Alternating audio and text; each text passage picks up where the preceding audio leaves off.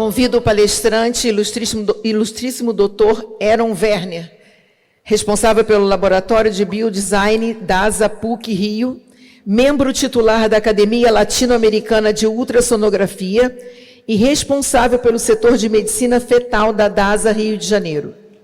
Senhoras e senhores, vamos recebê-lo com carinho, por favor. O tema: novas tecnologias no diagnóstico em ginecologia obstetrícia. Bom dia a todos, é um prazer muito grande estar com vocês aqui no Cidades Inteligentes. Eu sou médico, tenho formação em ginecologia e obstetrícia e vou mostrar para vocês um pouco das pesquisas que nós vemos fazendo nos últimos anos e como eu incorporo novas tecnologias no meu dia a dia no trabalho, não é? Então, a primeira imagem que vocês veem aí já são imagens de algo que a gente fala recente, tem falado bastante, metaverso, mas eu participo da coordenação do Laboratório de Biodesign na PUC, isso é uma parceria da PUC com a rede DASA, e lá a gente procura pesquisar essas ferramentas e como nós podemos incorporar essas ferramentas no nosso dia a dia.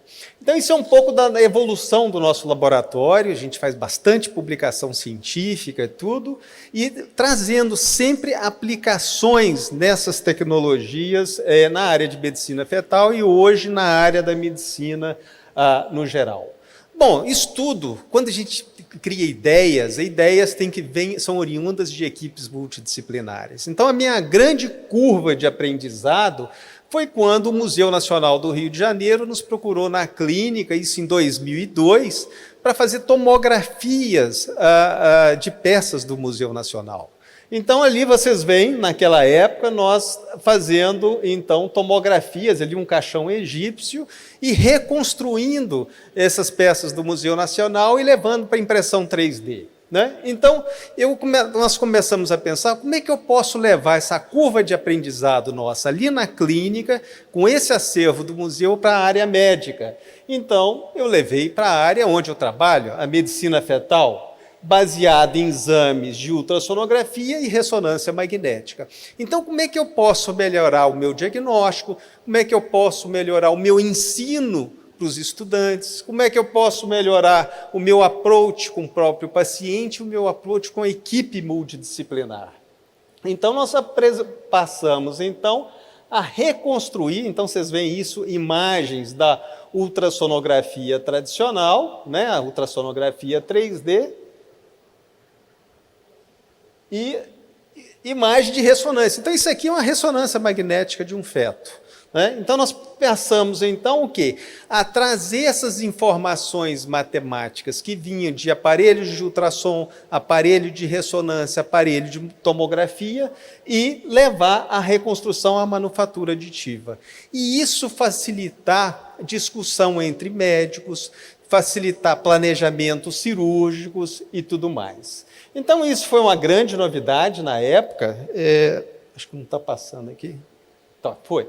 E isso foi o primeiro artigo na literatura médica sobre esse assunto. Então, na verdade, é como nós poderíamos traduzir essas imagens. Antes, a nossa discussão multidisciplinar era muito em imagens 2D, como eu poderia levar isso para, no caso aqui, manufatura aditiva, e isso facilitar a nossa discussão multidisciplinar. E dali saíram vários estudos. Por exemplo, hoje nós temos um programa, desde 2011, gratuito no Brasil inteiro, em que nós fazemos reconstrução e impressão 3D no acompanhamento pré-natal das gestantes deficientes visuais. Né? Ou seja, elas fazem um ultrassom e esses modelos são reconstruídos com impressora 3D, ela volta a fazer o ultrassom já palpando o bebê que a gente está vendo no abdômen. Uma maneira de fazer a inclusão dessas pacientes na participação do seu próprio pré-natal. Esse é um programa gratuito no Brasil.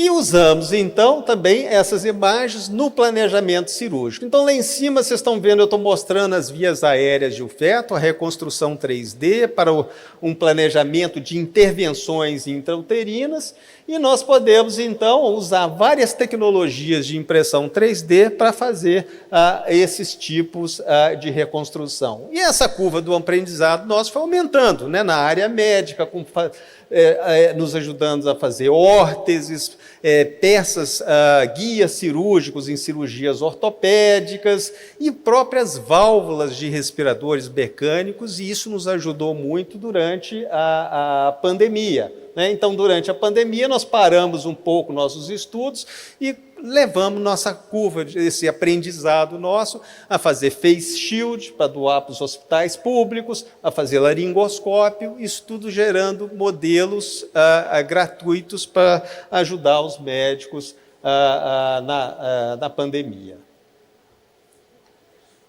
Claro que hoje esse trabalho vai sendo facilitado pela inteligência artificial, né? Então, quando eu mostro uma imagem para vocês, a reconstrução dessas imagens demoravam horas, e hoje nós conseguimos reconstruir isso de uma forma muito rápida, né? Usando algoritmos. Então, a gente tem um grupo trabalhando em algoritmos para que, aqui vocês veem na ressonância magnética, para gerar esses modelos rápidos, para que nós possamos, então, trabalhar em cima. Isso é uma parceria com o Instituto de Matemática Pura e Aplicada, em fazendo algoritmos na área de medicina fetal, na parte de ressonância magnética. Isso interfere também no meu próprio trabalho. Então, por exemplo, vou fazer uma ressonância, o feto mexe, eu tenho que ficar reconstruindo, refazendo as sequências. Hoje nós já temos algoritmos corrigindo os artefatos de movimento. Ou seja, a gestante ela entra no aparelho de ressonância, em vez dela ficar 40 minutos, porque eu tenho que ficar repetindo as sequências, ela vai ficar 10 minutos, 15 minutos. Então, isso gera um bem-estar melhor para a própria paciente. E aí a gente consegue reconstruir imagens nesse padrão, em que eu posso, então, melhorar o planejamento cirúrgico. Então, aqui vocês veem um exemplo.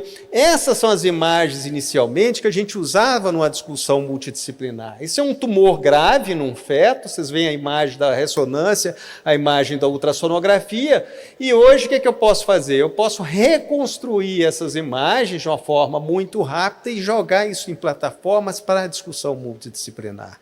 E isso nos facilita, seja na impressão 3D, ou seja em visualizadores virtuais, como vocês estão vendo a expansão desse tumor no feto.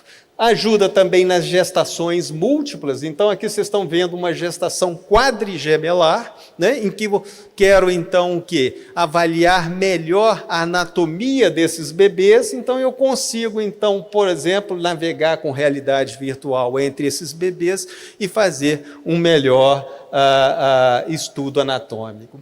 Isso é interessante nas patologias complexas. Então, vocês veem um tumor na cavidade, no orofaringe do feto.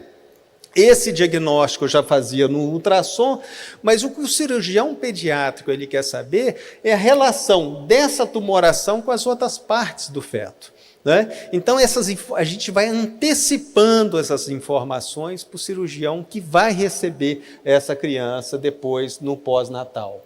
Eu consigo também hoje fazer fusão de imagens da ultrassonografia com a ressonância magnética feito no mesmo dia. Ou seja, eu pego o que é bom de um método, o que é bom do outro método, eu vou somando essas imagens e juntando para melhorar a minha qualidade da imagem final. E aí eu posso ver em celular, posso ver em tablet e nas realidades expandidas. Vocês veem aqui, então, um diagnóstico de um tumor cervical num feto, 37 semanas ali com a ressonância magnética, mas o que eu mando para o cirurgião hoje? Eu mando vídeos como esse, em que eu vou mostrar a relação do tumor com as vias aéreas. Então, isso facilita a discussão do cirurgião com a sua própria equipe, e isso facilita a discussão do cirurgião com o casal, com os pais da criança. Então, vocês veem o tumor em verde, eu estou navegando dentro das vias aéreas do feto, né? Então, isso nos ajuda nas discussões multidisciplinares. Aqui um outro exemplo de um caso de hérnia diafragmática, em que eu consigo, então, ó, aquele em amarelo lá, vocês estão vendo um balão endotraqueal no tratamento dessa hérnia, e eu consigo, então, navegar nas vias aéreas do feto e mostrar o posicionamento desse balão. Antes a gente mostrava em imagens em 2D e hoje nós temos essas possibilidades, essas ferramentas para mostrar no diagnóstico. A mesma coisa aqui. Aqui o que eu estou fazendo? Tem uma obstrução nas vias urinárias de um feto e eu estou navegando nas vias urinárias, mostrando o local da obstrução e mostrando, antecipando aquilo que a gente mostrava no pós-natal, no estudo radiológico, né? Eu consigo, então, navegar através da ressonância magnética. Então, o que a gente quer fazer é o seguinte: eu quero simular, naquele próprio caso que eu vou operar, eu quero simular uma cirurgia. Eu quero fazer, é como se eu pudesse fazer um treinamento cirúrgico naquele caso que eu vou operar. Então, olha esse caso aqui. Eu estou comparando a cirurgia virtual que nós fizemos. Nós entramos virtualmente no feto primeiro, olhamos tudo virtualmente e depois nós fizemos real. E vocês veem que tudo que eu via no virtual, eu consigo ver no real. Então, a gente consegue simular a cirurgia naqueles casos complexos no próprio caso. Eu gero um ambiente 3D, uma navegação virtual e depois aqui nós estamos comparando com a visualização depois na fetoscopia. Planejamentos cirúrgicos, né? Cirurgias complexas. Isso é um acretismo placentário que, se não for bem conduzido, mata 7% das gestantes, né? Que tem esse tipo de patologia. Então, ela é grave porque a placenta invade as outras partes da mãe, como bexiga e outras estruturas nobres. Então, eu consigo hoje gerar um ambiente 3D e ali o que eu estou fazendo? Discutindo com outros médicos dentro da bexiga da mãe. Então, eu estou com a visão 360 graus dentro da bexiga materna, vendo aonde estão os implantes placentários. Então, a gente consegue, nesse contexto grave, melhorar o planejamento cirúrgico. Planejamento cirúrgico melhor, menos tempo de internação, menos complicação cirúrgica e etc. Eu posso discutir a distância. Então, aqui em realidade aumentada, eu estou discutindo com outro médico à distância, né, um caso de toraconfalópagos, bebês unidos pelo tórax, fazendo planejamento cirúrgico. Então, eu já não preciso deslocar equipes de um lugar para outro, né? Eu posso me conectar, jogar esses modelos e discutir, fazer um planejamento cirúrgico, discutir diagnósticos na realidade aumentada. Aqui um outro exemplo, um feto com teratoma sacrococcígeo, e eu estou ali discutindo o planejamento cirúrgico dessa criança ali no pós-natal. Ou posso jogar em ambiente de metaverso, isso é o mesmo caso, né? A equipe se encontrar, outras equipes se encontrarem no ambiente de metaverso, e aí sim fazer uma discussão. Aqui uma sala de medicina fetal, onde a gente joga os casos, essa sala é aberta, as pessoas vão, a gente discute os casos, né? Avalia esses casos. Aqui eu entro no interior das estruturas. Aqui vocês veem uma esteroscopia virtual, eu gero modelos 3D na ultrassonografia e eu literalmente navego no interior do útero virtualmente, mostrando ali a presença dos pólipos, né? Essa é uma tese de doutorado que eu orientei na UFRJ, de um aluno aqui de Vassouras, de doutorado, de um professor aqui de Vassouras, é uma microtomografia de uma tuba uterina. Agora a gente pode fazer desdobramentos desse trabalho. Então aqui uma microtomografia da tuba uterina, nós geramos modelos virtuais para alunos estudarem essas estruturas. Então aqui eu estou navegando dentro da tuba uterina, e então eu posso jogar isso em ambiente de metaverso. Aqui eu estou dando uma aula sobre tuba uterina dentro da tuba uterina. né? Então, a gente tem, com essas reconstruções 3D, a possibilidade de novas visualizações e de novas modalidades de ensino. Aqui, para finalizar, um exemplo de casos complexos. Isso saiu na mídia, um caso de craniópagos, que foram separados em 9 etapas, e nós fomos conduzindo esse caso desde o pré-natal, né, em que nós podemos, então, usar essas ferramentas todas para melhorar o prognóstico dessas crianças, o prognóstico cirúrgico, e usar todas essas ferramentas. Então, realidade aumentada, metaverso, ali a equipe do Instituto do Cérebro está discutindo planejamento cirúrgico com uma equipe na Inglaterra, né? Eu não precisei de trazer essa equipe inglesa para discutir, então eles colocamos todos no ambiente de metaverso e eles estão fazendo o planejamento cirúrgico dessas crianças no metaverso. E lá a impressão 3D das estruturas do parênquima cerebral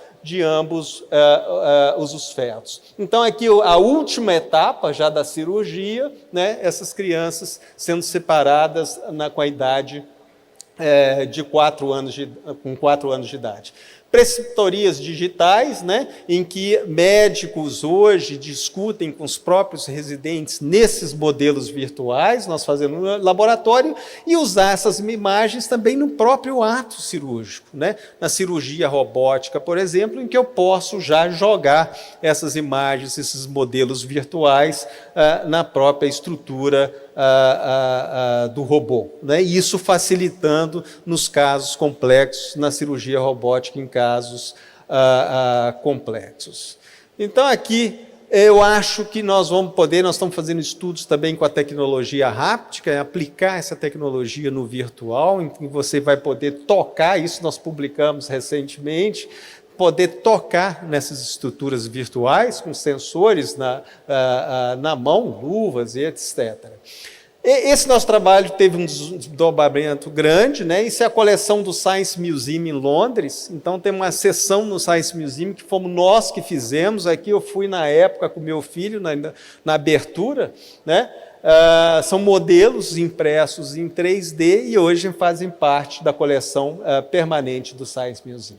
Então, o que eu vejo nessas possibilidades de ferramenta, planejamento cirúrgico, isso vai melhorar as condições do paciente, né, em cirurgias complexas, principalmente.